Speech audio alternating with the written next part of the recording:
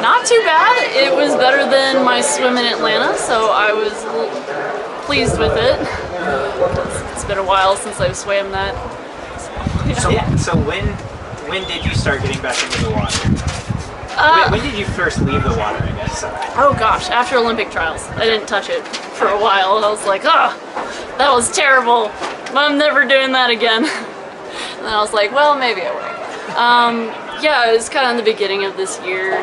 I guess, actually last summer I started getting in just a little bit with some of the senior kids that are on my club team right now, just to see what I could do. And I went to a state meet and it was okay. And I was like, oh, this was kind of fun. Maybe we'll make it like a serious thing. And then, so I started getting into it more and more. And I think really in January is when I started to go back into it a lot. Wow, this is terrifying. Windy. So what was the process like of maybe getting over what happened at Olympic trials and deciding that you wanted to do it again? What was that like from a mental and emotional standpoint? Well, oh gosh, it wasn't really getting over trials, it was getting over the entire Olympic year. It was just like a really bad year for me. Actually, after my swim in 2016, I was like, oh, thank God I'm not doing another meet, because it just like drained me so much. So it's just kind of like finding my love for the sport again, because I really just had such a bad taste in my mouth. So, how did you find your love for the sport again? Oh, I actually started coaching a little bit. Okay.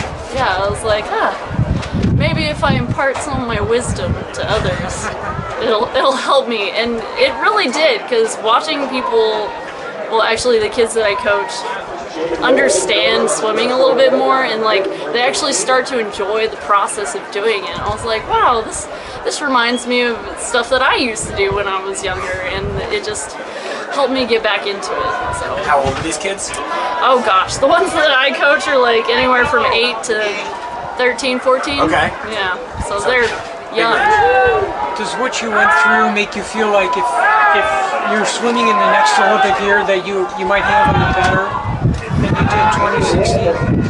Oh gosh, I would hope so.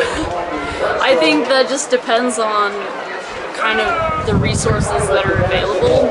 I suppose I feel like in coming off of 2015 Worlds and struggling through that, trying to get myself prepared for an Olympic year, I just kind of felt like I was alone. I didn't really,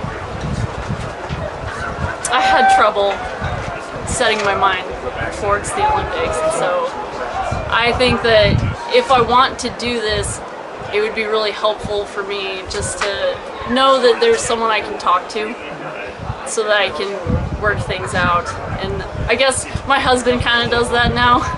He's really good at micromanaging me, so that's nice.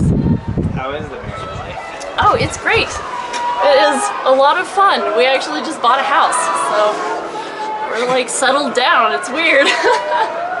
But yeah, it's a lot of fun. In Atlanta? It's Woodstock, Georgia, but it's very close to Atlanta. So are you training at Chattahoochee Gold? I am. Yeah. It's a lot of fun. The girls, there's a couple of girls there that are faster than me in freestyle and stuff, and I've been trying to get better at other strokes just so I'm not all breaststroke all the time, and it's been really enjoyable. I mean, I've never gotten to branch out before, so. What, in this comeback, if you want to call it that, what is your, do you have goals, or is it just swim to enjoy it right now and see where it goes?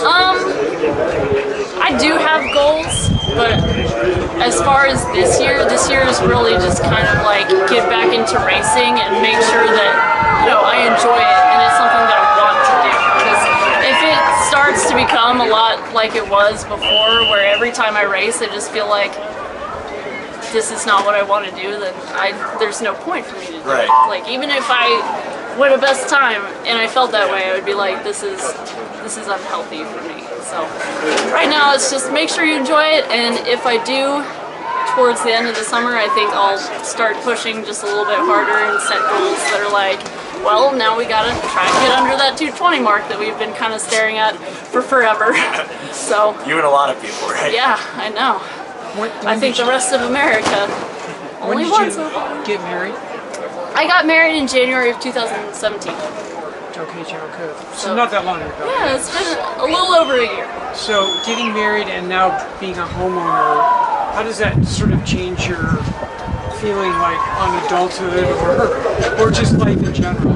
I don't know. I feel really settled. Whereas like before, with the whole swimming thing, you know, you have to go really fast in order to stay where you are. Like I would have apartments on lease, and I'd be like, oh, okay, well, if I don't make stipend this year, I'm gonna have to find some new roommates. Whereas, you know, I have a job right now, and I'm gonna stay where I'm at no matter how well or how poorly I do in the water. So it's really nice.